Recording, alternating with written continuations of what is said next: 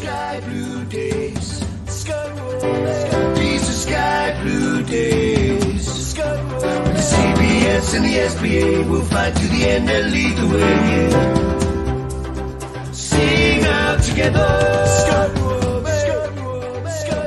Sky Blue Fans TV, for the fans, by the fans. Hello, very good evening to you all. Welcome to Sky Blue Fans TV, and welcome to the end of the year show, a review show from the last year, 2022. We're going to look back on the best moments of CCFC as we're flew past really the last year, 2022, and looking ahead to 2023 with a few special guests we've got lined up. Tonight we've got Jan, all the way from Germany. Good evening, Jan. Good evening. Good evening. We've got Mark Smith, who's a regular. He's normally hosting the show, but he's taking a back seat tonight. Good evening, Mark. Ken. Good evening, Ken. Good evening, everyone listening. Yeah, and we've got Will, who's normally our cameraman. When you see Miles out and about on match day, pre-match day, you don't see this face normally. He's normally behind the camera, so when he don't do it, I do it. But he normally does it on match day. So good evening, Will. Good evening. Good evening. Hope we're all well. Okay. Just want to wish you all a Merry Christmas, but I hope you all had a nice Christmas. I'm sure you did. And look forward to the new year. We'll start with Jan. When's the last game? You were at a game not long ago, weren't you, at the CBS? Yeah, and what game was it? Because I remember seeing you. I've been to the game against Middlesbrough. Yeah, but I had to remove my flag because I didn't have a fire certificate for it. Really? They stopped? What the stewards stopped you? Yeah, they told me to remove it. Yeah. Really? Bad. That's bad.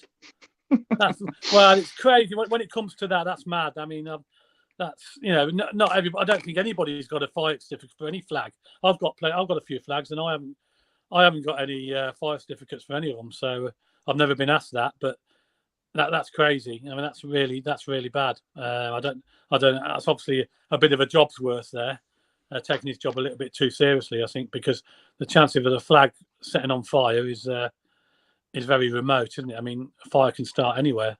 So does that mean we have to have fire certificates for our clothing that we wear, and all that sort of stuff? It's ridiculous, isn't it? Yeah. But I didn't want any argument with him, so I removed it. Yeah, so, well, fair enough. Never mind. Yeah, fair enough. Right, okay, we'll start with you, Jan. Last year's been a bit of we had a bit of a dodgy start, obviously, with all the pitch issues and stuff like that. What was your most memorable game from last year, from 2022? Yeah, of course, the games I've been to. It was either whether you've been to them or whether you've watched them. I've been, as I said, I've been to the Middlesbrough game, and I've been away to Millwall. Yeah. That were the most memorable games for me. And if I watch them, I watch them on iFollow. Yeah. It's 11 euros each. 11 euros, really? Yeah. And just tell us a little bit about yourself. How did you become a Coventry fan? Where did it all start for you? Oh, a couple of years ago, I met a guy from rugby in an Irish bar at my city. Yeah. And we had a chat about football. He was working at the fair. He was selling car parts, and we asked him to come. It was Friday evening, and we asked him to come to our ground here at Essen on Saturday afternoon, and he said, "Yeah, he's in." And it was one of the worst games I've ever witnessed at this place, but he loved it because you are allowed drinking on the stands. And a couple of weeks later, he asked me to come to Wembley and watch the Checkatrade Trophy final against Oxford. Yeah. Oh, okay. And that's how it all started. Yeah. Oh, really? So okay. So whenever you get the chance, you watch Coventry in action then, obviously. Yeah. From afar. Of course. And you've got a favourite German team as well? I mean, who's your favourite German team out there? It's the mighty Rot-Weiß Essen. Ever heard of them? They are playing in the third division. Oh, right. Okay. And then they're doing they've been okay this year. So they've been to non-league football for 14 years, and last season they were promoted back to pro football. So fair enough. It was a great year. Yeah. Oh, fantastic. Okay. Tell us about who your favourite players for the Sky Blues. Who do you think is your most improved player for the City for this year for Cov? Who's impressed you the most? I think it's a quite unpopular opinion, but my favorite player is Ben Sheaf. It's an unsung hero, I think. Yeah. He's very, very important in the center of the pitch. Yeah. Well, yeah, I mean, Ben Sheaf, I mean, he started off, I didn't say he started off badly. He started off, he was a young player coming in, and he got a lot of criticism off fans when he kept the ball away a lot. But to be fair, he would be up there. I agree with you. He'd be up there with my most improved player of the season as well, to be honest, Ben Sheaf, because he's a fantastic player. And he took a while for him to settle in. But once he has settled in, he's done a tremendous job. And I say, he's in Robbins' team most weeks now. He's on the team sheet straight away because he's a fantastic player, and he has been. I agree with you fully there. He's probably been my most improved player as well. Have you got a favourite goal at all from you remember? Yeah, I think it was Victor Gyökeres against Wigan. Oh yeah, when he brushed aside everybody. Yeah, sort of ran exactly. From the halfway line. Yeah. He just said, "I'm off. I'm going." that was fantastic. Yeah. See you later, sort of thing. It was a fantastic goal. And how about a worst moment? How about the worst moment you've seen Coventry this year? What's annoyed you?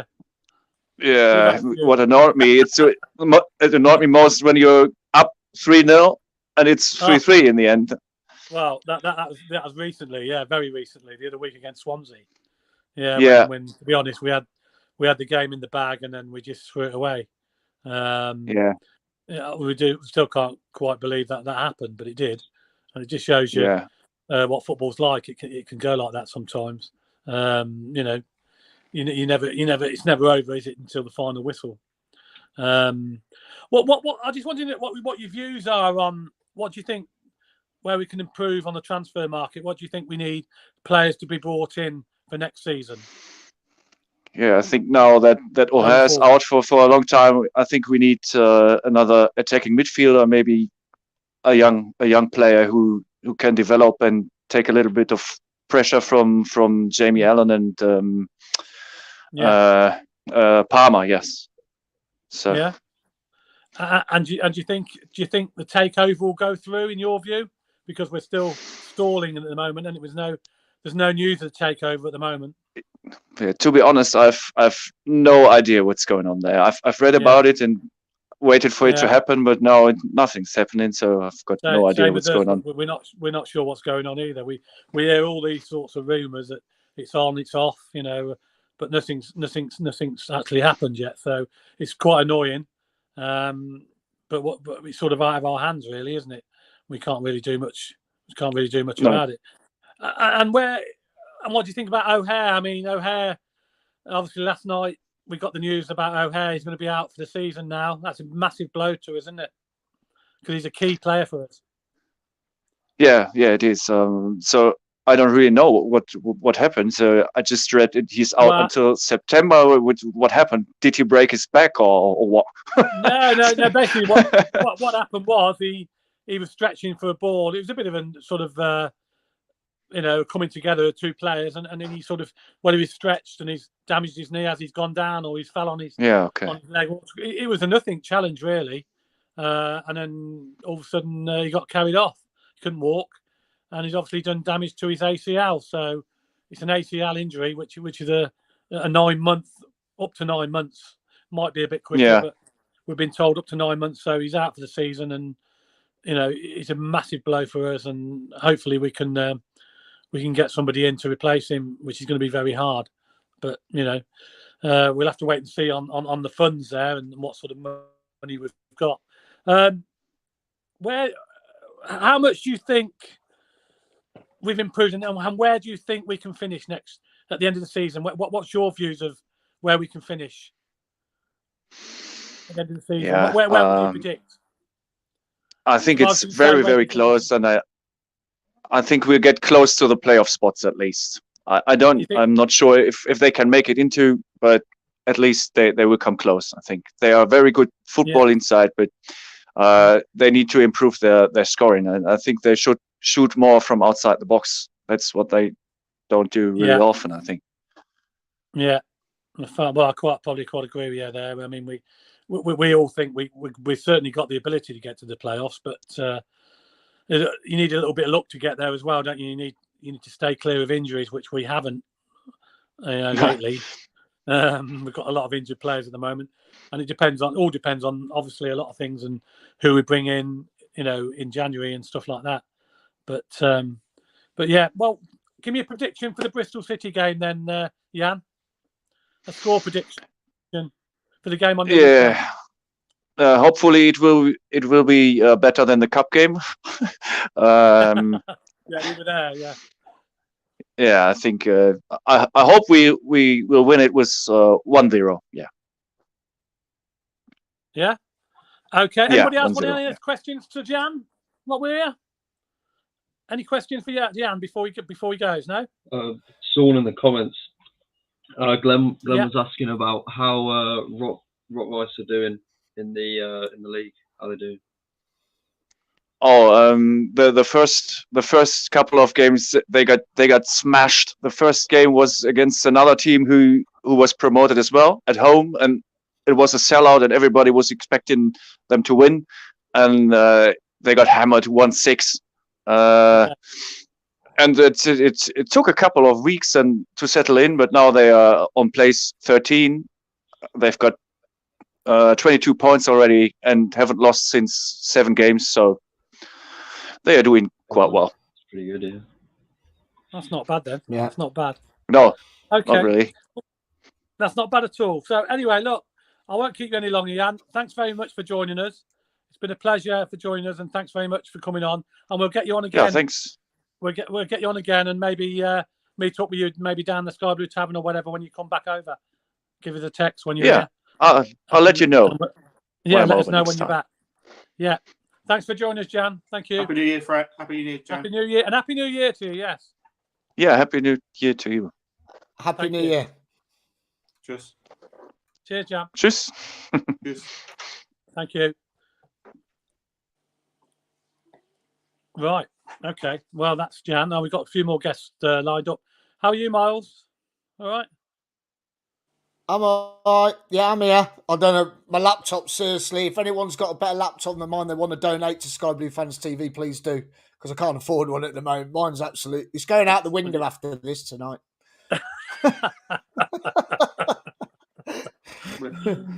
Neil's ready for you, Ken. Shall we go straight on to Neil, or does anybody else want to? Well, we'll chat together in a bit. Then we'll get the guests. Yeah. We'll get the guests on first, Yeah, get Neil and then we'll have a chat. We'll get Neil on. Okay. Hello, Neil. Good evening. Okay. Guys, can you hear me? Yeah. Good evening, Neil. Can you hear us? Oh, I'm struggling to hear you. Oh, we can Sorry hear about you this. fine. I can hear you. Let me just check. You can tell this is a live show. Anything can go wrong. Sorry about this. Any better now? I can hear you. Can you hear us? Guys, let me drop and come back in. Sorry. Yeah, okay then, mate. Yeah, just come back in a minute. Right. I've gone out now. You haven't? I'm still there. Yeah, I'm still here. Right. Yeah. You can hear me, yeah. Right, okay. Well, we'll have a chat between ourselves then while we're waiting. Mark, disappointment about Callum O'Hare, weren't it? Massive last night. Yeah. Where do you think that leaves us now? Well, we need reinforcements, don't we? Obviously, but we don't know what's going on off the field. So that's a simple answer. Yeah. I can't say I'm surprised though that it's once we heard his knee ligaments, it was inevitable. Yeah, it was inevitable to be out for the whole rest of the season. Yeah. I mean, I've had that sort of injury before when I've played football and I was out for a long time. So it's a horrible injury to get because it's worse than breaking the leg. Because at least with breaking the leg, the bone just heals itself. But with ligaments, it's a lot trickier. And I think the thing with Callum O'Hare is it's not just about the physical injury; it's the psychological way it impacts the injury as well. Because when he gets back fit, next season, he's got to be ready mentally for the fight again. Because it can have a massive impact, and you only got to look to Jody Jones as an example of that. Well, I was just about to say that, mate. I was just about to bring up Jody Jones because exactly happened to him, didn't it? The same thing. Yeah. And it's tough. I mean, I've to say it's probably the worst injury you can get. It's not just a physical injury; it's a mental injury as well, and it's getting over that kind of trauma, and that's the thing that is going to be a massive test of Callum O'Hare's character, but. All we can do is wish the lad well. Everyone at Sky Blue Fans TV, we want to see him get fit, get better as soon as possible. And it's tough for the lad, but I think the good thing is us fans, we're all right behind him, and the amount of well wishes I've seen on social media has been incredible. So it's great to see, and hopefully he'll come back fighting, next year. Yeah, let's hope so. We'll come back with the others. We'll chat a bit about Callum O'Hare in a bit. Good evening, Neil. Can you hear us all right now? Yeah. Good evening. Is that better this time around? Eh? Yes. We can hear you loud.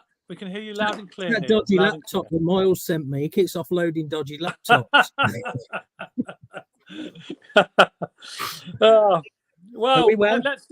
Yes, I'm fine, thank you. Yeah, Good. Disappointed last night, but we'll get over it. I think it's one of them. I suppose it's one of those, isn't it? Point to point, and as I heard on the radio on the way home, but it's tough being a City fan. But the reality check, 2 points off the playoffs still, and a game in hand.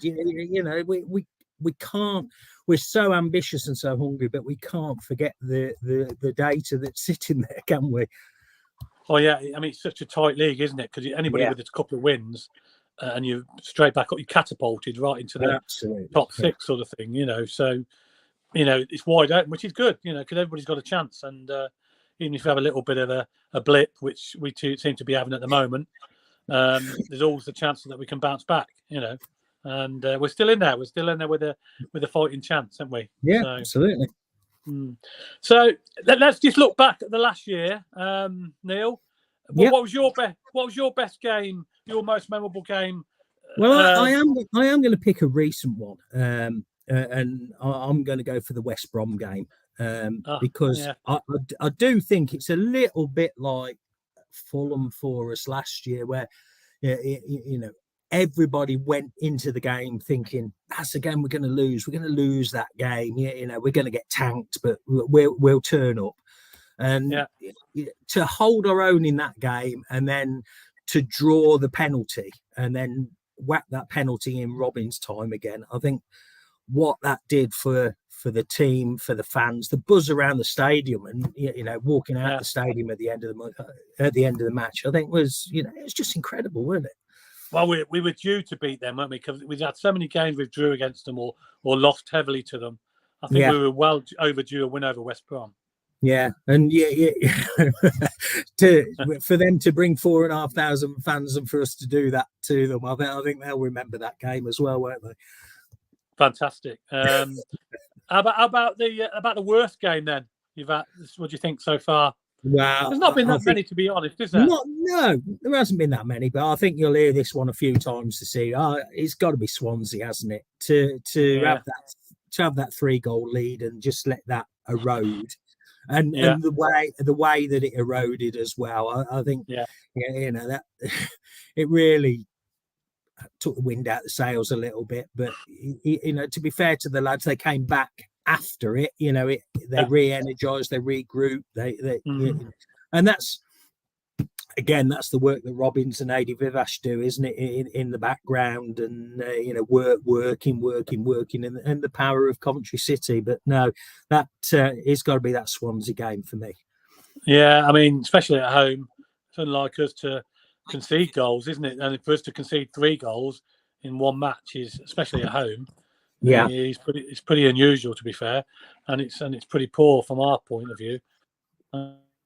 Because they should never have been in the game, should they? But we left back. How about your best goal? Go on then. We'll go for the second goal at Luton, where the ball was bouncing around a little bit right at the edge of the box, and Hamer caught hold of it, flicked it over a player. And I remember this vividly because I was standing in the terraces, and prior to this ball, Hamer had been a bit. It was peppering them all over the place, not on target at all during the match. And the minute the ball landed at his feet, I can remember saying to the guy in front of me, actually, I said, "Oh no, not Hamer! Don't let it go to Hamer!" And then whack, and this guy turned around to me, and his face was a picture. He says, "You sure you didn't want it to go to Hamer?" So, it's great. And what made it better there? Because it was in that goal where all the Cov fans were behind that goal, weren't it? It was in our goal. Yeah, it's so tight at Luton, isn't it? You might as well be on the pitch. I mean, it was great. And for us to get a point there, after a 5-0 defeat, if you remember last year, which was a bit of a nightmare. So for us to come back and get someone out of that game was great. Yeah, fantastic. How about the most improved player for you this year? Who do you think? Right, okay. I'm going to go for young Callum Doyle. He's got, he's a young lad. He's got an awful lot to learn. He's not the finished article yet. But I can remember going to that match at Burton-on-Trent, and he had an absolute mare. And I thought that to be fair, a lot of one, I thought one, he's not ready, and secondly, I thought, oh, God, it's kind of cruel on the lad. Straight into the club, 18 years old, facing that pressure and that amount of pressure. And I came away from that game thinking, oh, that's a bad loan. But, to be fair to him, he's turned it round. He turns up. He's making the team week after week after week. Of course, there's the odd mistake, but, hey, they're all making mistakes. But, he's using his height. He's using his body. He's starting to communicate better in the box. So, I see a lot of positive growth from him. And I'll be interested to hear him talk actually at the Sky Blue Tavern when you have the event. So I think it'll be interesting to see. Yeah, Tuesday the 3rd of January, we've got another Meet the Players event at the Sky Blue Tavern, which we'll be hosting. And tickets are available online for that, so that should be good. With Jake Bidwell's going to be alongside him as well, so it'll be interesting. It'll be an interesting night. That. Yeah. How about your worst moment? That's an easy one for me, and that's Dom Hyam being sold. We started off the season all over the place, upside down, inside out, back to front, pitch, and all the rest of it. But that moment when Dom Hyam was sold out of nowhere, as far as we know, for a low price, the impact that had on the club, the fan, that was that was a worse. It's a kick in the teeth, wasn't it? Absolutely, it was, yeah. And that the important part of that is it shows the importance of the relationship between the owner and the football club, because the football club can do what they want, control the pitch, control the training and the conditioning, but if the owners make a decision, all of that's gone. So the important, and we're in the middle of that now, aren't we? Well, who knows where's it going to go? What's it going to do? It's important and that's why for the fans, it's not just a business decision; it is a football decision as well, because it impacts massively. Yeah, without doubt, without a shadow of a doubt. Moving forward then to next year, if you like. What's your hopes in the transfer market? I know we don't sort of know yet. It's all a bit up in the air, isn't it? With the takeover. It's got two sides to it, Ken, hasn't it? It's we've got to get ourselves through the end of this season. But then when you look at the player contracts that are coming to a close, the injury situation that we have, what does that mean to us? And the own again, I'm going to come back to the ownership thing. If you're an up and coming player, wanting to grow your career, wanting to have some experience and some future, walking into our club where the ownership still isn't known, the investment plan still isn't known, the squad's so thin. Is that a place where you want to be if you've got other offers on the table? So, yes, we need some strength now, but we need more strength for next season, because for sure there has to be a number of exits where there are there's 4 or 5, maybe even 6 people at the moment on our wage bill, which we could do with releasing that money and getting a better return on the investment. Yeah, well, I quite agree. There is quite a few that need shipping out. Probably whether it's going to be in January or whether that will be at the end of the season, we'll have to wait and see. But I say it all depends on the takeover, and all depends on what funds that Robinson's going to be given. Obviously, O'Hare's going to be a bit of a blow as well.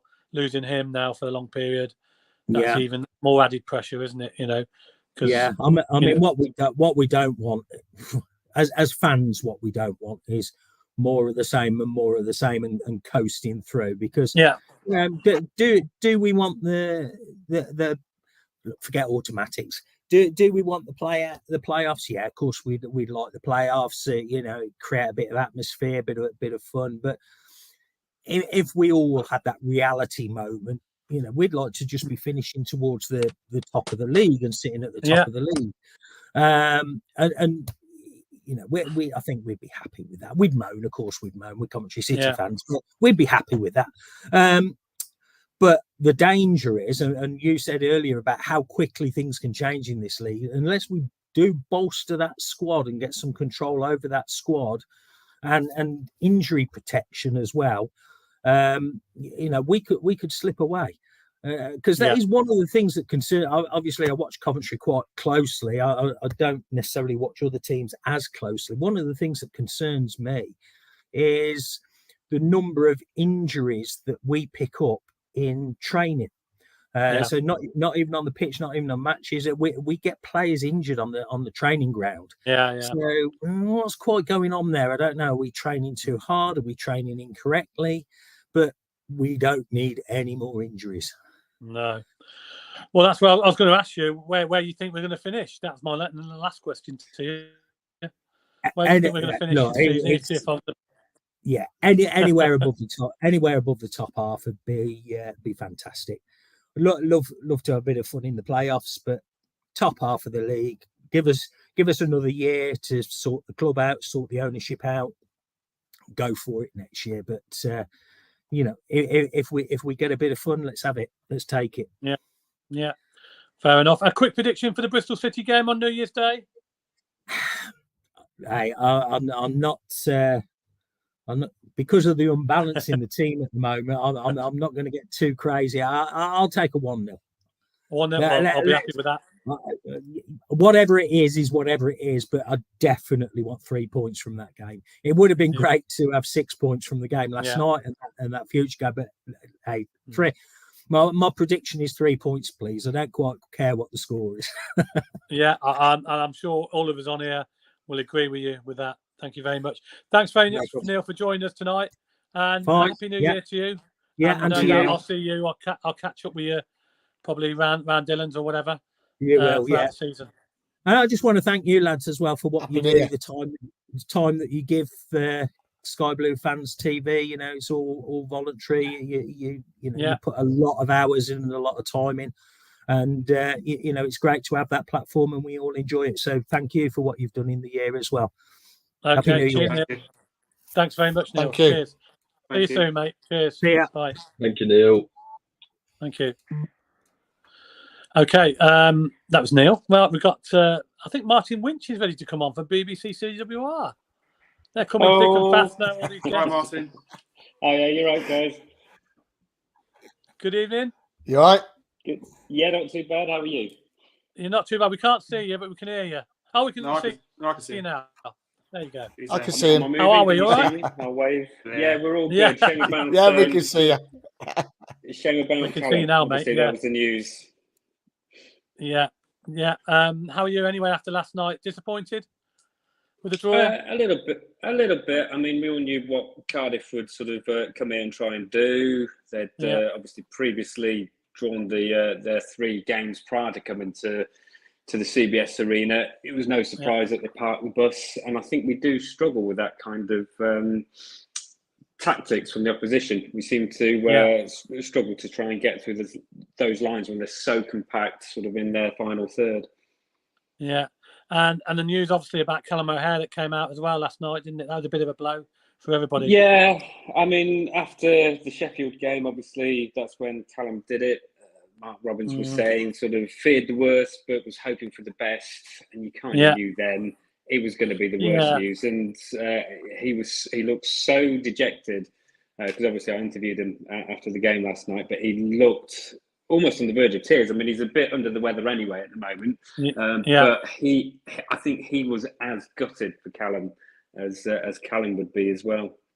Yeah, I can imagine a massive blow to Robbins and all the fans as well, because I mean, we could have done with him last night. He was a sort of missing link, wasn't he? There, you know, the connecting guy who would run at teams and take the little 1-2s. We didn't seem to have any of that last night. We had plenty of possession, as you say, but just final ball, wasn't it?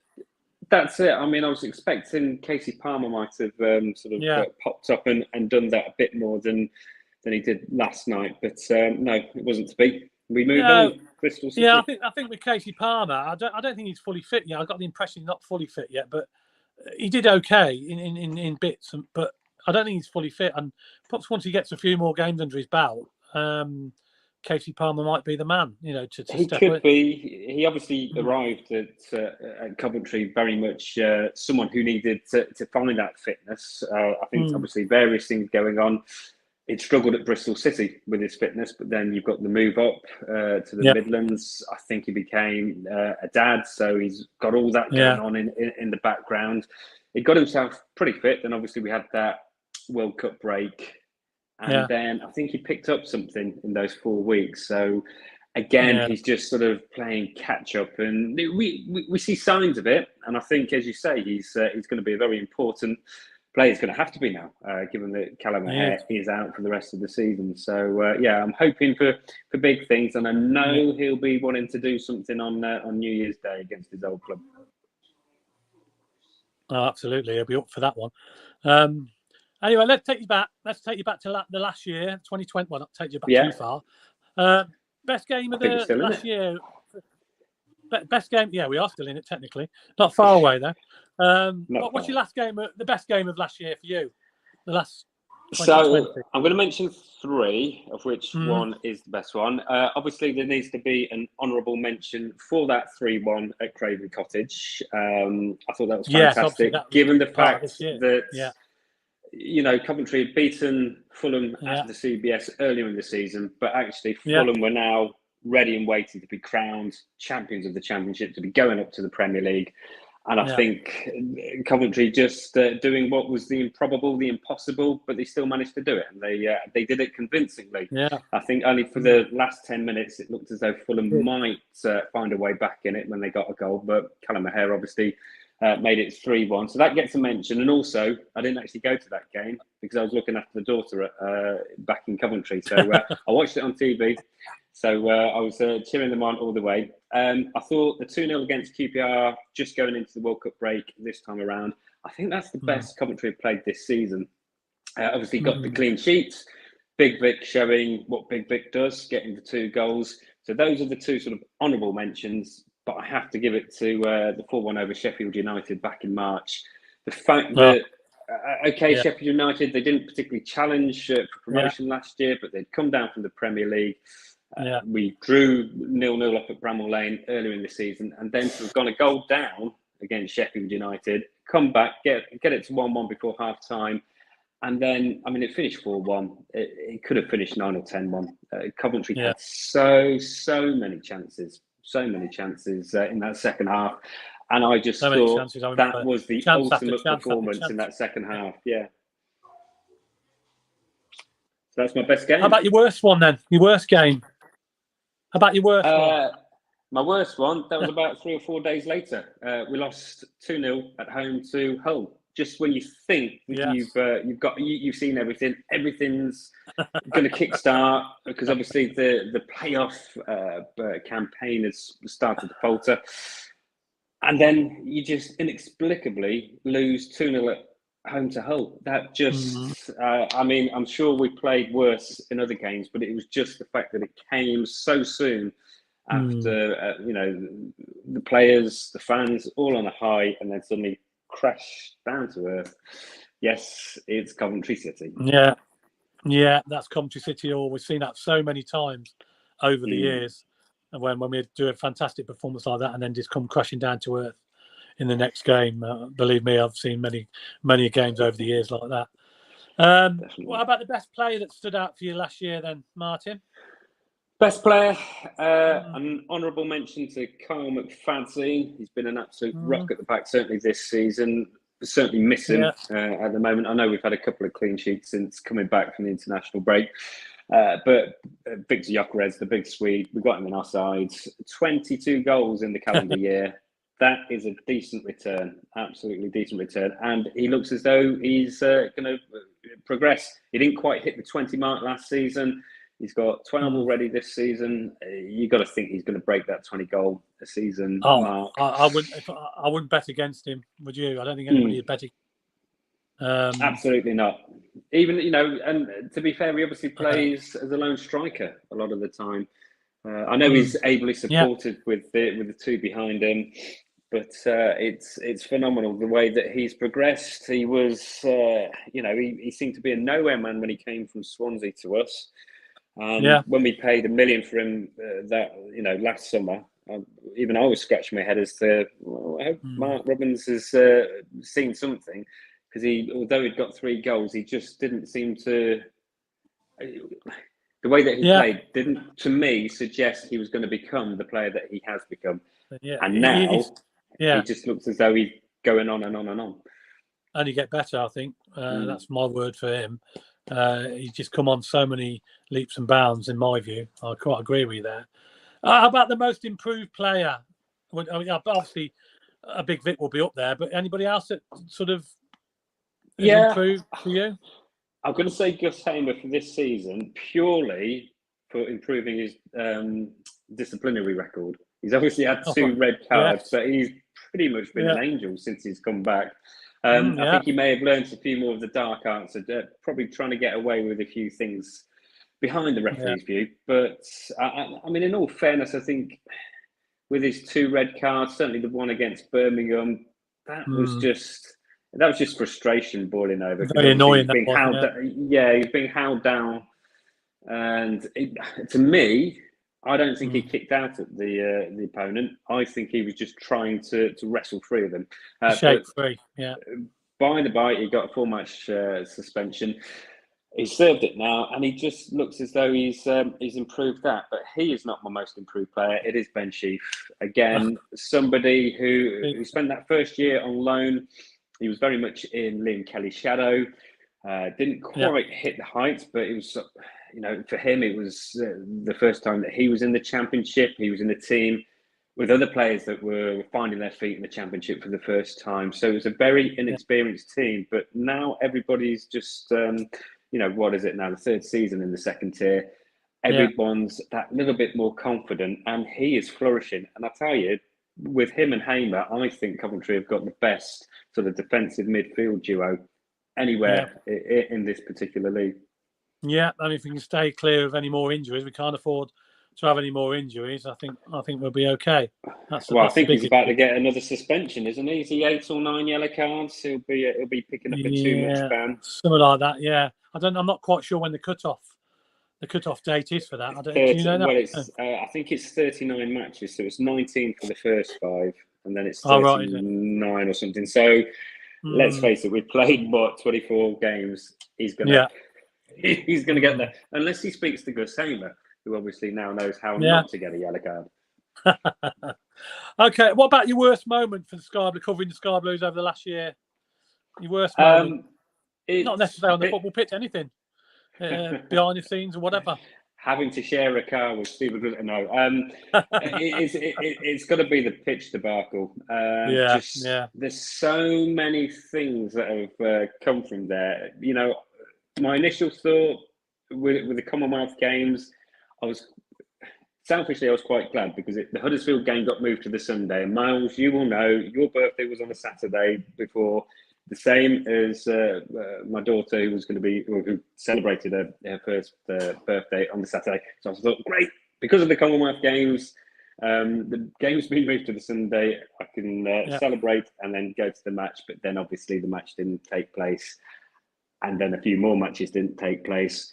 And you've got the likes of Dom Heim having to be sold because Coventry need the money because now they're throwing it into trying to get the pitch sorted.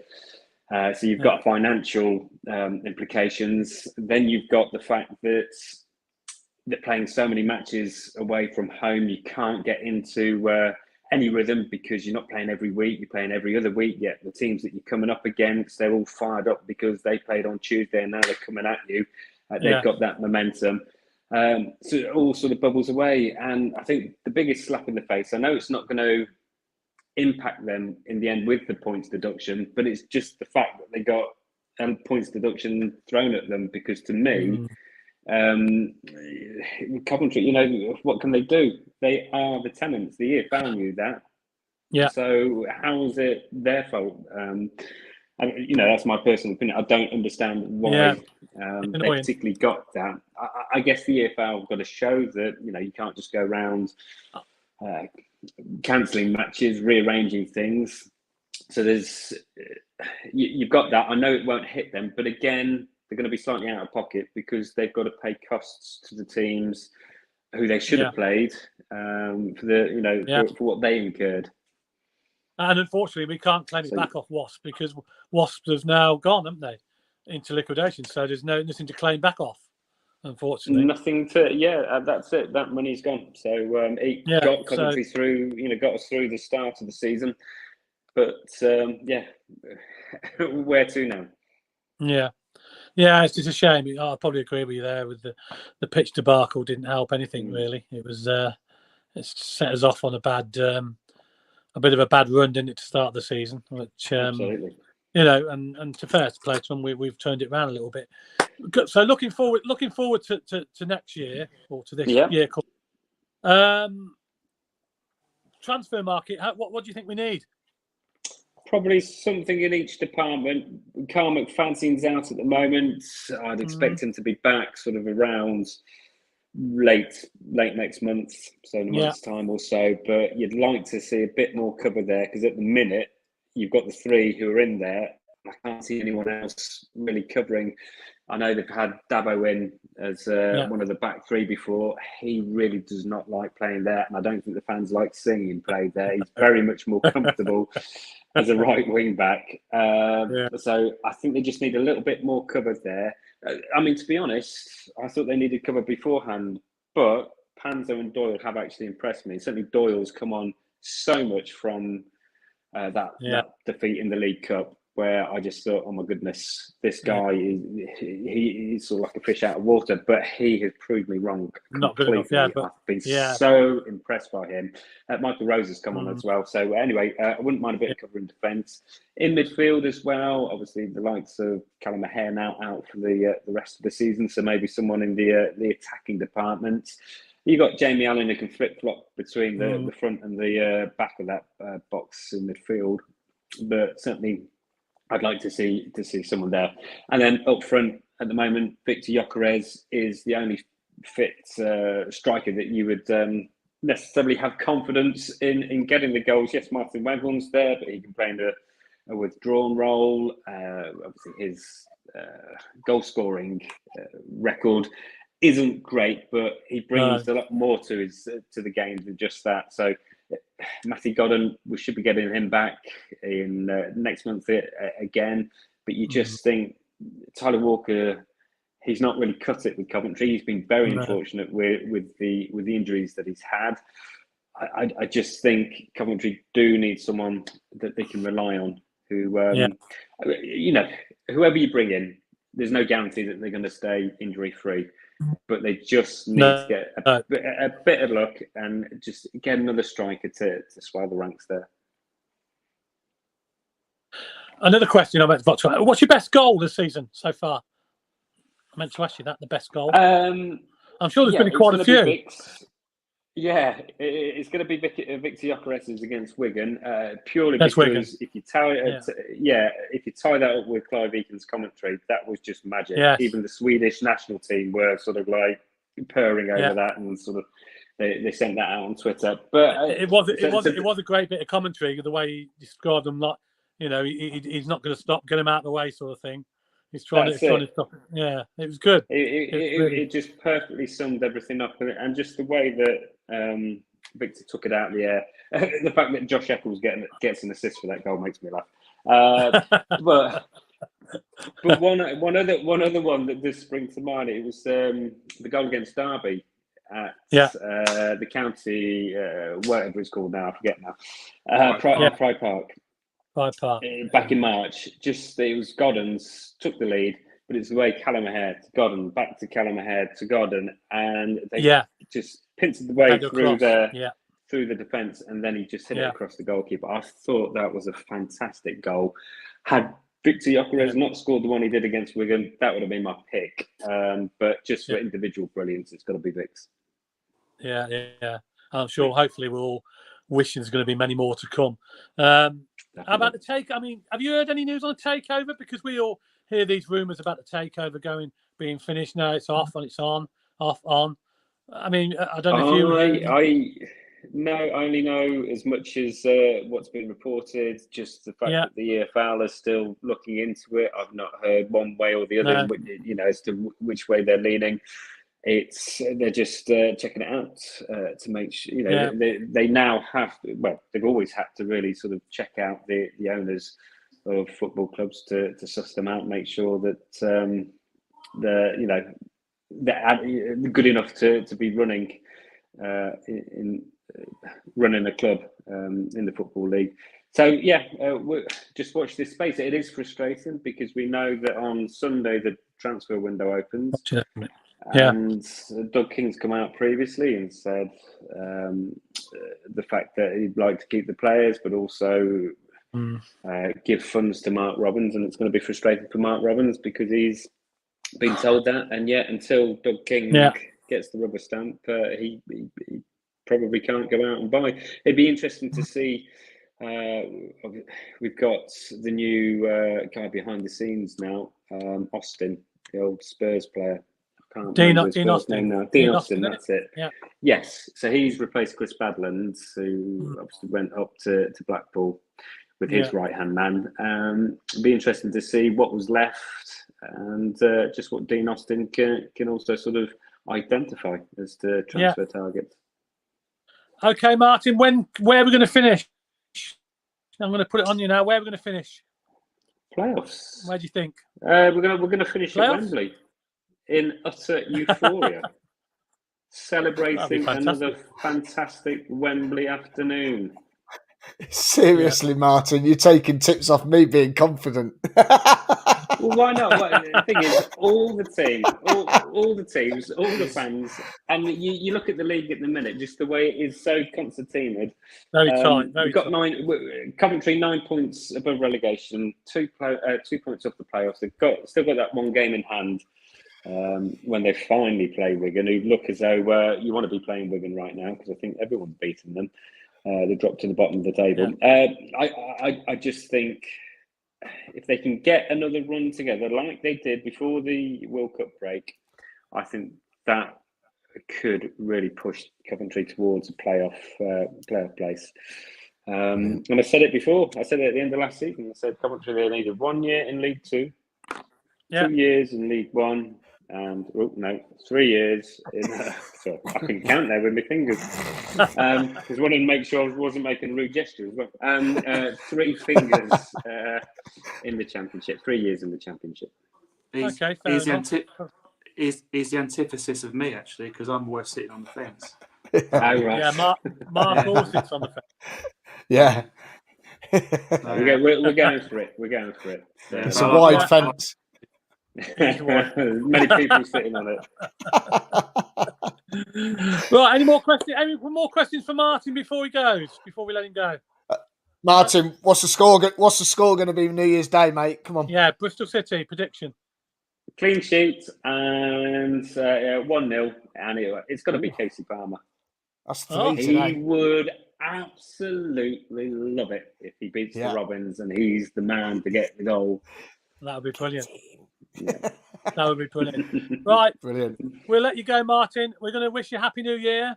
Happy New Year. And to you. Thank you. And hopefully this time next year, when you get me on again, if you get me on again and you're asking me for the best moments, I'm going to be saying it'll be at Wembley, won't it? It'll be at Wembley. Absolutely. Cheers, Martin. Thanks for coming on. Thanks, Martin. Take care. Thanks for joining us, mate. Thanks. All the best. Cheers. Okay, that's Martin Winch. Okay, I think we've got somebody else lined up, haven't we? Straight away. Claudia's coming on. Hi, can you hear me? Hi, Claudia. Yes, we can hear you loud and clear. How are you? Yeah, not too bad. Not too bad. Not too bad. You covered after last night? Oh, I've had me moan all over social media. Very frustrating, wasn't it? It is. I think that's what it is. It's frustrating because we are, like in a lot of games, we're so close. Just like that bit of finesse sometimes in the last third, don't we? It's we never. I mean, we never troubled, were we defensively? It's just that no. I think they had one shot on target in there the whole game. I can't remember. And there's been a lot of games like that, and it's just that final third, which is probably we still lack a bit of quality. And it's even more noticeable when Callum's not around. Because you lose that link play, don't you? I mean, Palmer's great. I mean, if you could have the two together, because they're two different players, aren't they? But they kind of do the same thing, but one's a bit tidier than the other one. Palmer's a bit more robust, isn't he? And he's like a Machiavelli, but forward player. You know, I was just saying to Martin Winch just a minute ago about Palmer. I don't think he's fully fit yet. I'm not. He's took a few knocks in training and stuff, and he needs a few more games under his belt, I think, before we see probably the best of him. But he certainly needs to step up now, doesn't he? Now that Callum O'Hare's going to be out for the season. Yeah, well, I don't think we'll be lucky to see Callum this time next year. To be honest, that's where the operation is. So that's a long layoff. So they need to do something, hopefully in January, because we've got to get some players in. It's threadbare, isn't it? That squad. And I've noticed in recent matches where, we all want our manager to make substitutions, but he's struggling because the players he's got on the bench, they're not going to affect things, are they, as much as others teams subs, because they got about 6 or 7 players on there and they can bring on and do a straight swap. When we haven't got that luxury at all, they just seem to be all coming back from injuries all the time. That's right. The only thing I'd have done different yesterday, I wouldn't have put Waghorn on. I would have put on Tavares because the game was crying out for a bit of pace, someone to run at their defenders. Yeah, he gives you that extra. Waghorn for me he offers nothing unless we win a penalty in the last minute of the game or whatever minute. He doesn't offer anything to the team, and it's been really. I mean, this just shows how threadbare we are, but. I don't understand why the reluctance to bring on Tavares, because I think for me, he, we haven't really seen enough of him really, but from the glimpses I've seen of him, throughout the calendar year, he's got pace. He cause defence problems, and I was just amazed that Waghorn came on in a game where we were struggling to really open up Cardiff. Get the team and pace is something we haven't really got, have we, throughout the team? We're not that fast a team, are we? And it's where we're struggling. I mean, last season we had Maatsen as the wing back, and it makes a difference. You've got something like that, you can bomb up the wing, support the front line. We're a bit, let's not talk about Dabo last night. I don't know what was going on there, but there was something wrong after about 5 minutes because he all of a sudden he just stopped running, and you're thinking there's something wrong there. That's not right. He wasn't. Bidwell, fair play to him, was getting beyond the halfway line. And Dabo was in line with our back three. He just wouldn't go forward. And then he couldn't get back. And you're thinking, well, there's something wrong here. And then you saw at the end of the game when they were walking around, he was hobbling, wasn't he? Yeah, he was. So there's obviously there's something wrong. And I just keep Burrows in the team. Yeah. He's a good young player, Burrows. I liked him. He's done all right. You know, I think it's got to give him a run of games. Yeah, definitely. But then, you know, if we're saying he's not fit, why is Robin starting him? Robin must think he's fit. Otherwise, why would you start him? It just doesn't make sense. You've got on the bench, you've got Burrows on the bench, who both play that position. But players are liars as well, aren't they? If he wants to play, he'll say he's okay to play. And then when it comes to, it's different. The adrenaline, once it pumps in, it's different to training, isn't it? And knocking a few balls around. I mean, most people know what it's like trying to score a penalty from the halfway line. And was it you, Mark? Yeah, it was, Mark. Don't mention that to him. when the tension gets to you and your legs go all wobbly. I'll tell you this. I was bloody nervous. That's what I mean. Because you know, when you get all the reaction to social media, you know everyone's going to give you stick, and rightly so, because I'd do exactly the same if the boot was the other foot. So to speak. But the lad said, he says, if he swings it out wide right, this will curl in, and you didn't. But no, I got told that numerous times by other people. And that's what you have to do. You do if you're right-footed. Well, I didn't factor in it's going to be a size 9 kids ball that you play in kids football, and not like the mitre balls that you get in a match. Well, years ago, I was playing in a Sunday League match. It was a cup game. I was playing for Bubbenall, and we were playing against Whitnash, and one of my best mates is in goal for Whitnash, and it's the penalty shootout, and it's the worst thing ever. Taking a penalty against one of your best mates, and even as I stepped up, I thought, I ain't scoring this. I just knew it wasn't going to go in, and it smacked the other side of the bar, bounced down, and just went out. And 30 years later, every time we go out, it gets mentioned.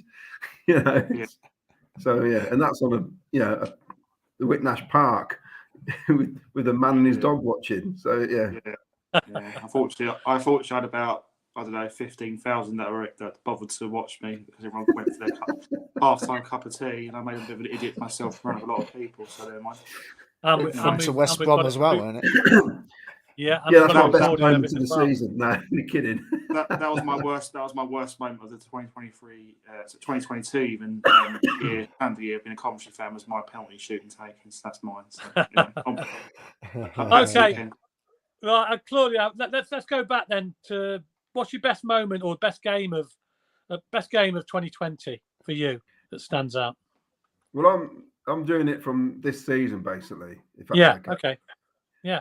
And for me, there was 2 matches. For a neutral, obviously the Swansea game would have been fantastic, because plenty of goals, loads of action. But for me, the QPR at home, that's just a complete first half performance. I just thought it was excellent, and against a tricky team, and it was just great to watch. So for me, it was the QPR match at home. For once, we did what we had to do in front of goal. It was brilliant. I thoroughly enjoyed that one. How about your worst game then? It's got to be. There's not been that many, I don't think. No, it's standout is the Bristol City Carabao Cup match. Oh, which God. The fact that we had to play it at Burton, I queued up for an hour to get a beer. Remember, Miles, we were in the queue. You talk to people in the queue. And sat down. I'm thinking, what worried me is, some of those players now are actually playing regular in the first team and doing okay. But at the time, I thought, oh my word, these lot might get a chance in the first team, and they look absolutely awful. I thought, what have we done here? Adam Barrow, whatever his name was, he played the one game and disappeared after that. Oh, the guy from Palace, yeah. It's just awful. The other game, a league match, would be the Blackpool at home, which when you look at their league position, just pants really. We need to beat sides like Blackpool at home. Yeah. But for me, the Carabao Cup match, just because it was the cup run, Pearson mouthing off, having a grumble at us. It's not our fault. It's just the situation as it was. But Bristol City losing that in the Carabao. Yeah. How about your best goal then? There's been quite a few of them, hasn't there? Yeah, my favourite one so far this season is Gyökeres away at Sunderland. I just thought, just did not want to lose to Sunderland that first match, and time was running out, and when he gets it out from under his feet, he can cause problems. And it was just a lovely strike, and it was deserved goal as well. It was a deserved point, And in hindsight, should have got 3 if God hadn't missed a sitter. But yeah, definitely. The thing I liked about that goal was when it hit the back of the net, how it rattled the net and the back of the net lifted up. You know, that metal bar that goes around, hit that, lifted that up, and it was like, boom. And you kind of the power. At the time, I mean, we didn't know about the stadium then, did we? It was announced a couple of days later, wasn't it? At the time, we just thought, yes, we're up and running now. We've got the first goal, first point. Let's go back home. Got an easy an easy home game next. And of course, it didn't happen, did it? But yeah, Gyökeres, Sunderland away. How about your best player from last year? Well,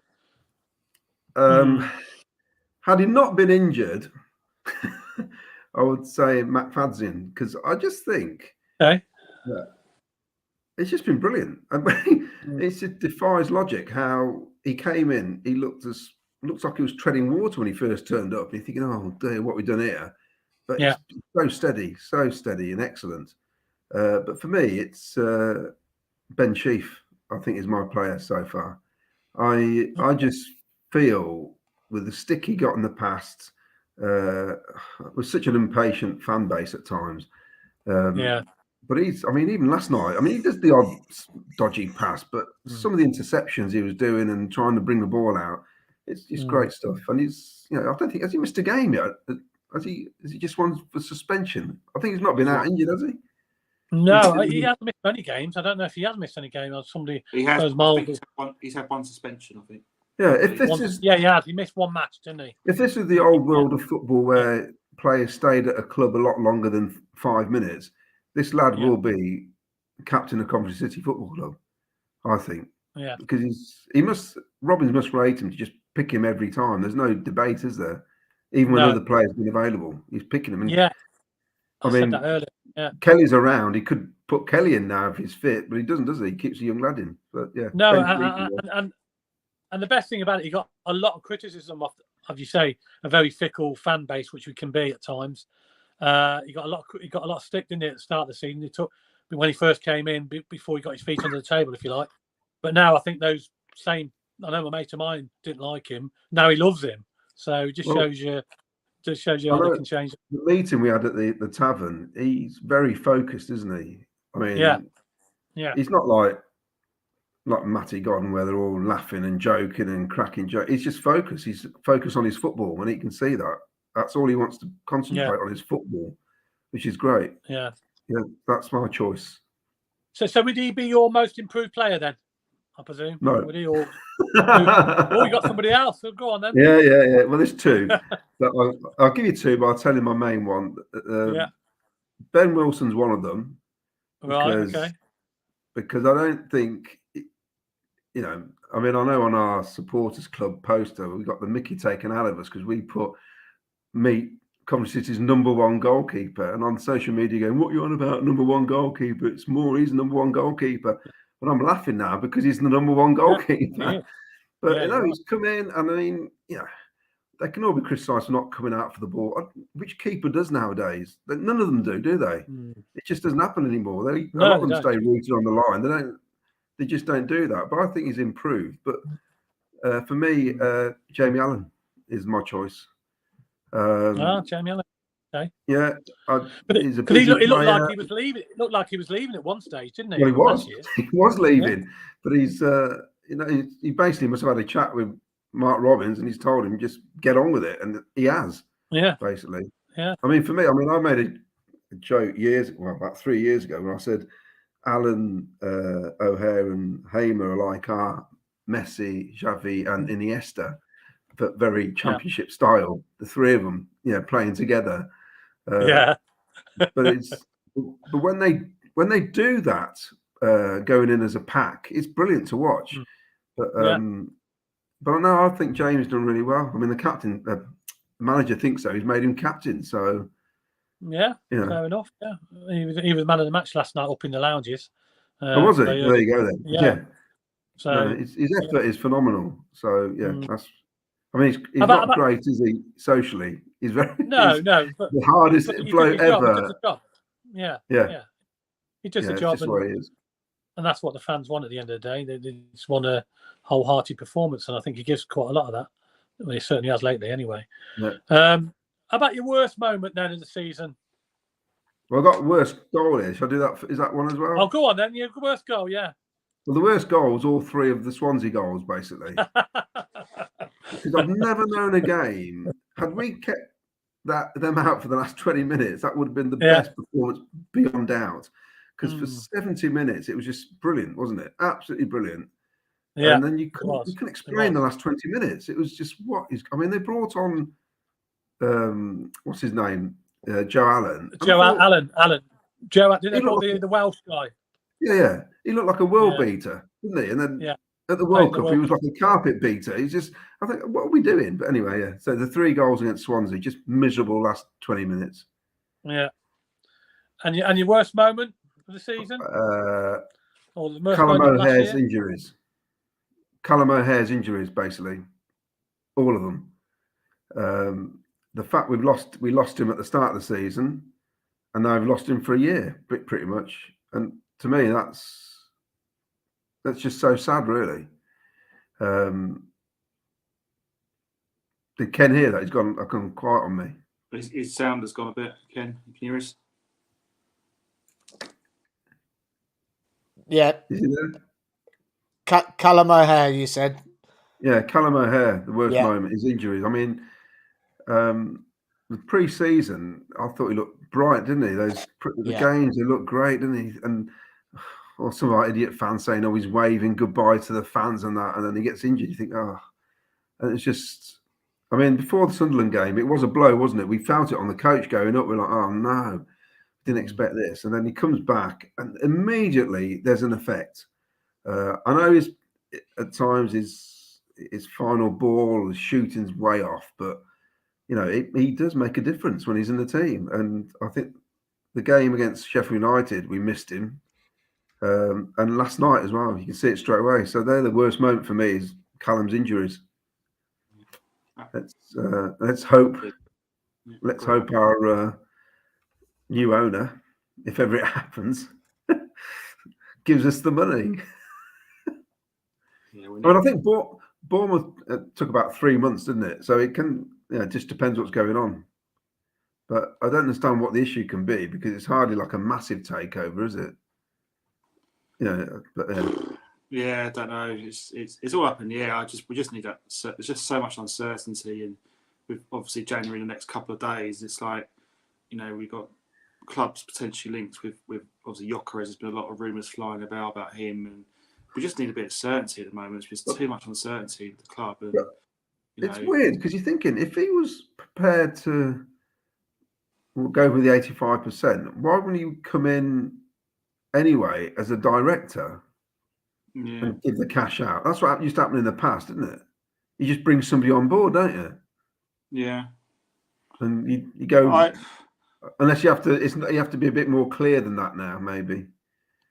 Because years ago somebody could step in and go, "Here's what's his name? Robinson did it years ago, didn't he? When he gave the club 20 million to go and buy some players." But I'm not sure. I'm not sure if you can really do that now. Yeah. Okay, Ken's vanished. Now, before you go, Claudio, we've got to bring in our final guest. Give us a score for New Year's Day, mate. Be great to do a double over, wouldn't it? Yeah. Well, no, we drew up there. You drew there? Yeah. No, not 0-0, was it? Yeah. Oh, yeah. So Pearson was moaning about that one then, wasn't he? So we're due a win then, aren't we? Yeah. Lost one, drew one, win one. Just an annoying manager, isn't he? Just such a miserable. You notice his interviews as well, how cocky he is. Like, they'll ask him a question and he does that thing where you can see it. He's just thinking you're an idiot. Well, he's done it before, hasn't he? Where he told him, you're asking me stupid questions and that. Yeah, so it'd be great. Yeah. So go on, give us a score. All right, then. Solid. 2-0. We're going to win 2-0. 2-0. First one of the night. Happy New Year. Listen, Claudio, thanks for coming on, mate. You've been brilliant. Ken will be back in his vanish somewhere. Happy New Year, mate. And, from all of us here at Sky Blue Fans TV. And we'll see you in the new year. I might see you there on Sunday. Yeah, probably will. Cheers. See you later, mate. Cheers. Take care. Cheers. So Ken's vanished. Don't know where he's gone. So pretty exciting. Yeah. We've got another guest coming on. Where is he? Here he comes, Martin. Good evening. Right. So I'm having problems. The dog keeps attacking me. Well, your video's gone off, but we can hear you okay. She's very fussy. So, listen. Can you hear us okay, yeah? It's a bit echoey. Hold on. Hold on, where's it gone? Hold on. He's lost. Go on then. Ken's back now. Oh, Ken was back. There he is, Ken. Good evening. Martin's just... Sorry about that. I had a technical issue. Yeah, Martin's just going to log in and log back out. Just bear with him a minute. I could see you, but I couldn't hear you. The sound went for some reason. I don't know why. But anyway, should we get rid of some comments? Yeah, go on. You've got some comments. Yeah, go on, Mark. Yeah, Glenn, Mr. Watkin, let's bring him up. There you go. Best game is going for 4-1 Sheffield United. I think that's a fairly popular one. Worst game, Hull City losing at home 2-0. That was a very, very flat performance. I do remember that. It wasn't a great performance. Yeah. The best goal, Vic versus Wigan, followed by Hamer versus Stoke away. Yeah, it was a class goal by Hamer. Best that's player. a good goal, that one. Yeah, Ben Sheaf. Yeah, Ben Sheaf's certainly been a name that's been fairly unanimous by our guests tonight and our watchers. Before we bring Martin back in, we've got Sky Blue Sam. Best game beating Birmingham 4-2 away. Obviously, can't forget the O'Hare sunglasses goal, which is quite an iconic image that we always kind of synonymous with Callum O'Hare. Worst game, 3-2 at Millwall after being 2 up. Yeah, absolutely agree. That was a shocking performance. Mistakes cost us that game. Best goal, Tavares against Preston. That was an absolute blinder. Great strike, top in the top corner net. And again, Ben Sheaf, best player. So let's bring Martin back in. Hi Martin, how you doing? Twice, I don't know why. Yeah, so stop barking now. I think I've logged it twice. So you got me. I'll have to log. So I'm back now. They lost me slightly as well. Oh, he's gone. Is that it? Is he back? No, he's back. Yes, he is. He's back. Martin. Hello. Can you hear us? Yes, I'm here. Yeah, I can hear you. Hello there.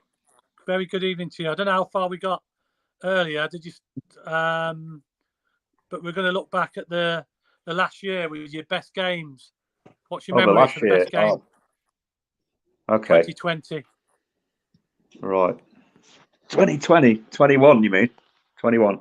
Well the last phase of this year, not 2020, sorry, 2022. The last this year, basically. Well, this season, Watford away, that was the best one, I thought. Oh, God. By far. Yeah. I think we outplayed them, you know. Yeah. And we could have won by more. But, we defended very well. Anyway, against a very good team. Yeah, it's very good. They're a very, very good side, Premier League players, you know. Yeah. And Fadzim was in then as well. So anyway, the worst. Like somebody just mentioned Millwall. We were 2-0 up, cruising. Yeah. And we lost away in the second half. I'd probably agree with you there, to be fair. Yeah. That was a poor we were all over in the first half. There's only one team going to win it. And then just capitulated, didn't we, towards the end? And they got that. Somebody got sent off in that game. Was it Hamer got sent off in that game? Wasn't it? It probably was, yeah. Well, he got sent off at Birmingham, didn't he? Yeah, and then he got sent off before that against Millwall. I'm sure he did. Yeah. How about your best goal? My best goal, I mean, I've got 3, really, but the best one I think was away at Stoke, Hamer's goal. Yeah. From outside the area, he walloped it, didn't he? Yeah. And that sealed the win, that did. Yeah, but, I quite agree with you. Another great goal that was. How about your player? Your best player from last year? the best player from last year, this season. That stood out for you. That stood out for me. This season, yeah. Well, this season, it's got to be. I think it's Carl McFadzean, and he was doing ever so well, and then he got bloody injured, didn't he? So yeah, he did. He did. We had that break then, and the World Cup break, and we've come back a different team. I think we just ain't got the same. We've showed. We've had flashes of it, but we just haven't been the same, have we, since we come back from the World Cup? No, you're right there. Yeah, it probably came at the bad time, that break, didn't it? Yeah. When we had that break, and we'd probably been better carrying on because we had the momentum, didn't we? Yeah, that's right. Yeah. And when you sort of break and we come out, went to Reading. Yeah, went to Reading away, and I mean, we were the better team, by far the better team at Reading. We were all over them, and we just couldn't score. And that's been the story of our season, the last 2 or 3 seasons, scoring goals. Yeah, not scoring enough goals, Yeah. Apart from the odd game like Sheffield, and Yeah. And I how thought about your most improved player then, Martin, from last year? Well, I've got 2 this season. I think Ben Sheaf is one of them. Yeah, because a lot of people gone for Sheaf. A lot of people used to get on his back and stuff, could give the ball away, a bit sloppy. But this season, he gives like 100% more, But him and Jamie Allen's brilliant. If Jamie Allen was a foot taller, it'd be even better. But he's really good, Jamie Allen. Apart from the slip up at Sheffield United, that he's done well. But Ben Sheaf, I'll go with that. I think Ken's gone again. Yeah. I know he's back. He's back. Yeah. Must be the website. So I don't know what's happening. I'll go with Ben Sheaf. Ben Sheaf. Yeah. Well, I'll go with Ben Sheaf. Yeah, and you're not alone there, mate, because a lot of people have gone for Ben Sheaf as most improved player. How about your worst moment then? Your worst moment of last year or even this season so far, whatever you think. Oh, well, the recent one was the injury, wasn't it, to O'Hare? That set us back. Last night, year, that set us back, Yeah, massive blow. It's not just about O'Hare. It's about the whole club, isn't it? Really, when he gets injured, because he's such a good player, and he's going to be such a big loss to us, And it won't be till probably this time next year when he starts getting better and getting fit again, that's a massive blow for everybody, and he's going to take it. I'm not sure how he's going to do it, but he's got to get somebody in to replace him, and maybe Palmer. Yeah, I mean, do you think Palmer's the man to step in his shoes? No. I think Palmer's all right, but he gets tired easy. I've got a Bristol City friend, and when we bought him, he said like the Bristol fans used to get on his back because he's great for 20 minutes, and after 20 minutes he tires and gets a bit lazy. They said, but I haven't seen that. To be honest with you, I haven't seen that. I've not seen it. Yeah, but he's been, when they have brought him on, he's knocked the ball around and gone through players like, he's great. He's been great and excited the fans. And that's what you want to see, isn't it? Yeah, that's it. Yeah, end of the day. Yeah. I think once he gets fit, I don't think he's fully fit yet for some reason. I get the impression Palmer's not playing on a full fitness, not quite up to 100%.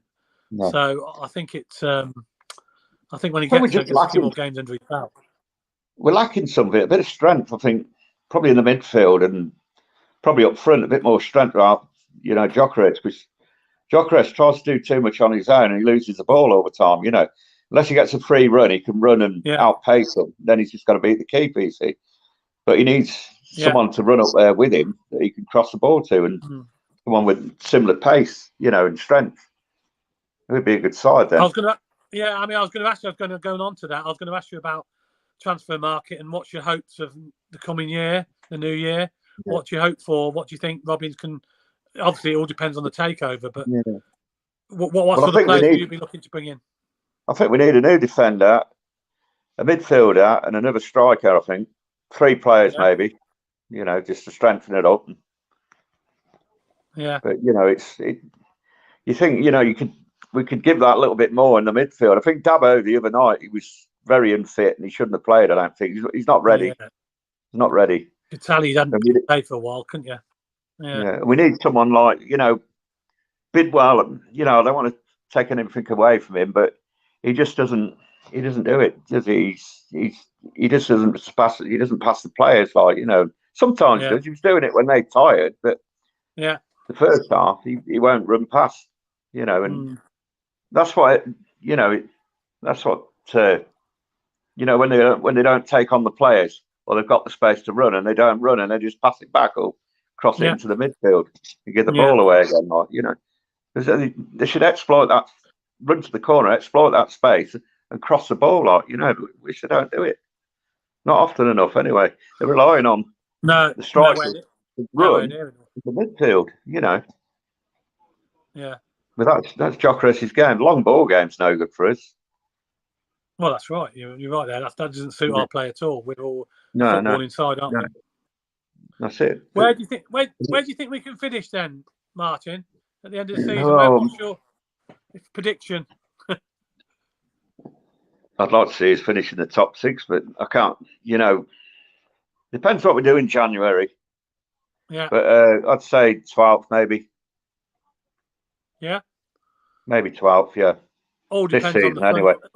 I think it depends on. I think on the funds that Robbins gets in the transfer window and what he has to play with, if you like, and what he's allowed to bring in.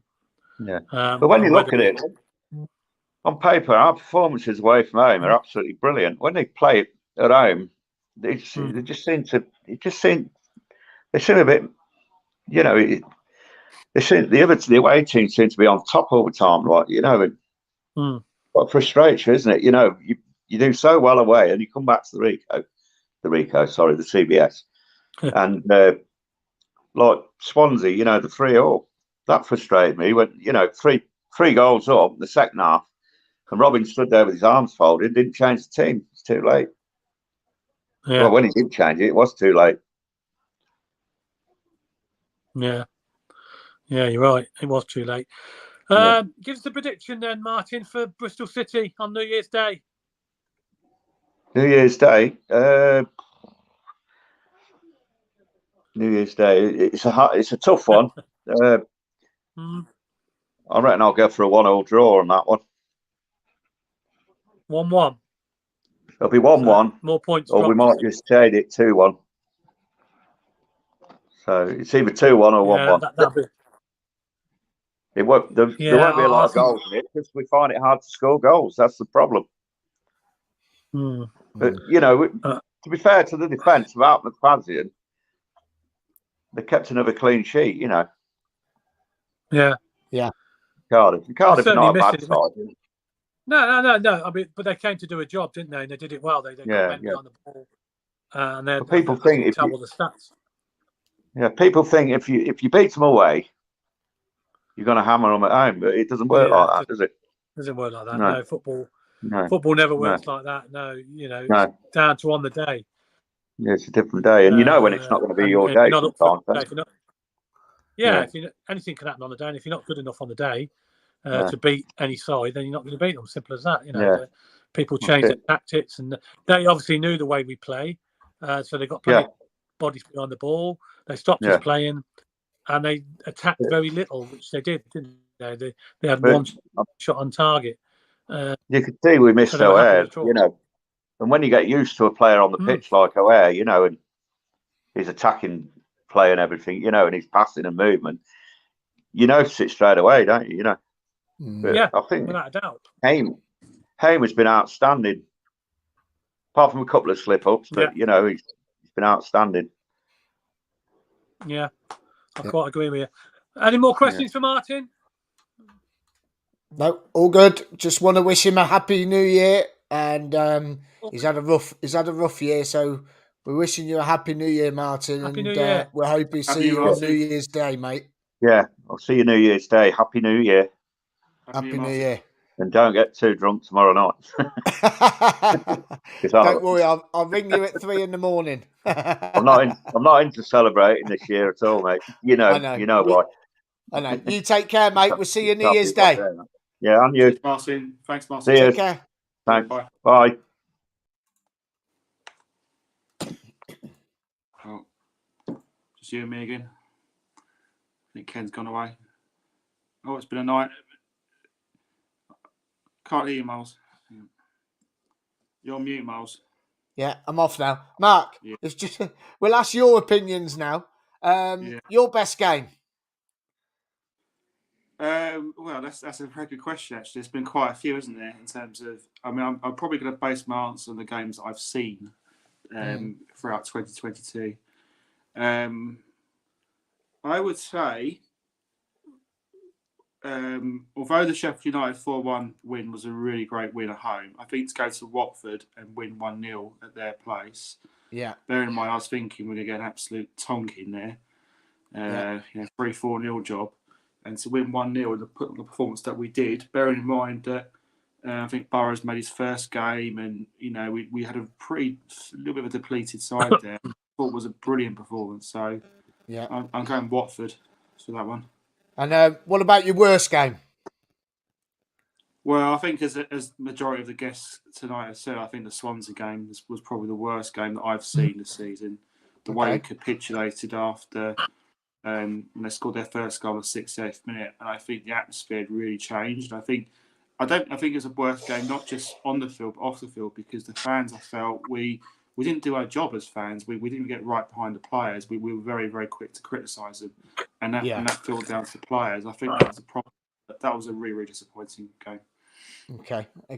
And best goal? You know what? If you listen to what the guests have been saying tonight, it's been so many, and that just shows the quality of the goals. I think the ones that I've seen, I think technically I'll go for Hamer against Stoke. I think that was just class. I thought the goal against Luton's probably not my number 2 because I was right. We were sitting there right behind the goal, and fantastic shot, the power, the pace. You needed something like that to beat their keeper. But the Stoke goal for me, just different gravy, just quality goal. Great skill, great finish. And Hamer for me, technically, is probably the best finisher of the club. And I know Gyökeres is the top goal scorer, but you look at some of the goals Hamer scores, it's just class. Yeah. But yeah, I'd say the Stoke goal. And what about your best player? Yeah, I think Ben Sheaf, definitely up there. But I think Jamie Allen, I agree with Claudio was saying earlier, I think most improved. I think Jamie Allen actually, because I think he has added a few more goals to his game than last season. So I think the second half of 2022, from this season onwards, I think he's been good. So is he your most improved player or your best player, Alan? I think Alan most improved. Best player, I would probably go with Big Vic. With Ben Sheaf a close second. I think with Gyökeres, he scored 11 goals. I shouldn't really say he's a terrible player because I don't want club to buy him, but I can't really say that. I'm being truthful. He's been fantastic. I still think he's best yet to come. I still think he can improve. I think his finishing is not always great, and to score 11 goals for me to say that shows that the guy's got fantastic talent. He leads the line amazingly well. And the question you've got to ask yourself is, which player do you least want to lose? I know we've got Callum O'Hare's missing, but from the current fit players we've got, you've got to say Gyökeres for me. So yeah, I think Gyökeres is my player of the season or player. Have you got a worse goal? Oh, I'm just trying to think of a worse goal. I think the Swansea goals for me were pretty. I think all of them were poor. Sheffield United goals weren't great, but even at the start of the season, there was goals against Millwall that individual mistakes that cost the game. But I think the one standout for me is probably the Swansea game because how we haven't won that game and we capitulated was poor. But Swansea, I think, is the answer. And is that your worst moment, or have you got something worse than that? Well, that's on the field. I guess off the field, we know the well documented off the field drama with the ground and all that. Obviously, is not a good situation. But I'm hoping that next year we can talk about positive things with regards to, stable ownership, things where we can, situations where we can talk about who we can sign rather than who we're going to sell, and try and, hopefully be in a better place by the time we have this conversation in 2023. Yeah, and I mean, going on to Sunday. Yeah, Sunday. Going on to Sunday's game. Are you going to be sitting on the fence? I'm afraid so, because I agree with what Martin was saying earlier. I think if I had kind of a hair fit, I feel a bit more confident. But yeah, I can't say I'm massively confident about getting a win. I think it'll be a 1-1 or a 0-0. I don't see anything. I don't see us winning. And I made that mistake last night. I said we'll win comfortably against Cardiff, and it was a bore draw. So yeah, I mean, I would love to see us get a cheeky 1-0, and that might still be the case. But I'm going to say 0-0. Brilliant. Sorry, Ken, guys. you're back. You're back. Yes, I'm back. I don't know what's up with it tonight. A few technical issues. I think all the guests have come and gone now, haven't they? They have, yeah. So it's just our ones now. So do you want to ask me what I think? Yeah, I was going to ask you now, Miles, what you thought of. Basically, what's your best game of 2022? So my best game 2022 was 2 games. First one was Fulham away. Yeah. I thought absolutely superb. It was just unbelievable day out. It was just great. And the players turned up, the fans turned up, and it was such a strange away end as well, because the away fans are mixed with the home fans in the concourse out the back. Yeah, it's very strange. It's old Craven Cottage, yeah. But if you're going to go on to this season, you got to look at Watford away. I thought Watford, we were just unbelievable. I thought Jack Burrows, for his full league debut, was outstanding, and I was gutted that he was dropped for the game after, because I thought he really deserved his place on the pitch. But yeah, Watford for me, mate, all day long. It was just fantastic. It was a brilliant performance. Probably agree with you there. I was there as well. I probably agree with that. Watford performance was outstanding. How about your worst game? There's not been that many, has there, really? Yeah, there has. The worst game of the season. Go on then. Was when Mark Robbins tried to play Tyler Walker up front on his own. Nah, man. Norwich away. Awful. Norwich awful. Away. Yeah, absolute awful. Terrible. That's got to be the worst game since January, I think. Norwich away was just a shocking state of affairs. You cannot go to Norwich. We're a team that have grown in confidence for 3 seasons, and we come up against the best last season. We beat Fulham twice. We got 4 points off Sheffield United last season. We came up against the best, and we went down to Norwich like rabbits in headlights. We were scared, and that for me was the worst performance of the season by far. Shocking, terrible. Yeah, well, I'll probably agree with you there again. Best goal? Best goal. It's got to be.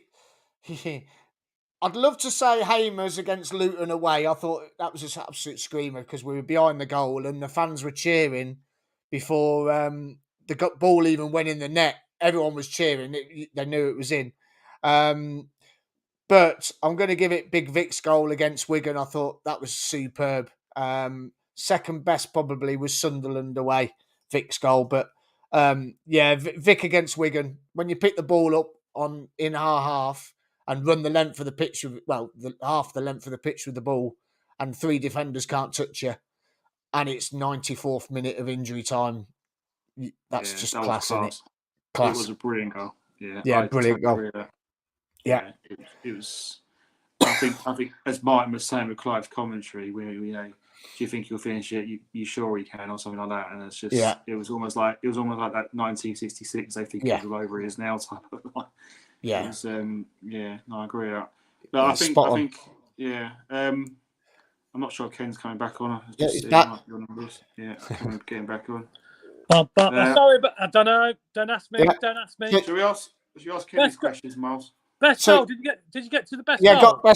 Best goal was Victor's goal against Wigan. Wigan. Best player.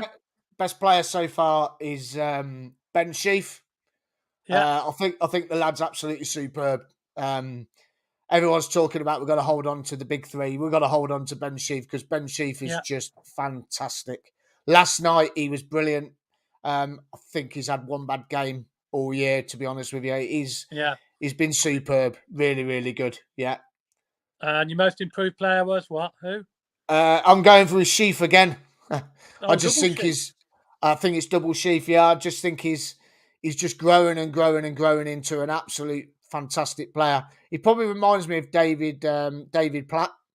He's very much like David Platt, the way he picks the ball up and he looks up and he caresses the ball when he passes the ball. I just think Ben Sheaf on both departments for me.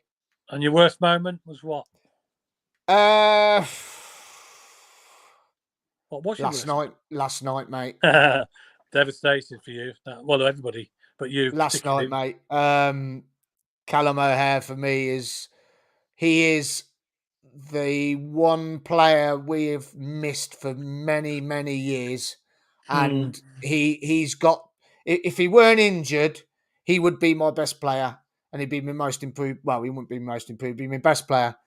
The guy is just phenomenal. And last night's news is just, you can see where we miss him. You can see it all day long. And even at the beginning of the season, people were saying to us when we were doing this show, O'Hare doesn't make the team. O'Hare makes the team. He gets us up the pitch. He gets us forward. Okay, he might not score many goals, but he gets us forward. He creates space. He brings players away from Gyökeres, which means Gyökeres has got more time on the ball. Like Martin was just saying, when he runs at players, Gyökeres, he loses the ball sometimes. That's because when O'Hare's on the pitch, O'Hare's got 2 or 3 on him, which Vic's only got 1 on him. So for me, last night's news, I'm devastated. Absolutely. I'm sorry. I am absolutely devastated. That boy is the key to our success. Really is. Let's hope he can get back as soon as possible. All the best. Just a quick one. Where do you think we can finish? Listen, I'm always confident, and I'm going to be like Winchy. I think we'll finish 6th.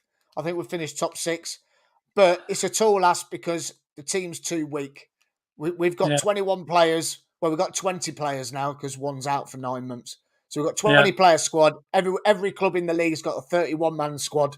That's the difference. And when you look at the bench last night, who can come on and change the game? No one. I'm sorry, really no one can change the game. The bench isn't good enough. And for me, I want to say playoffs, and I'm going to stick with that. But I dream. But yeah, I say playoffs. I'm going playoffs.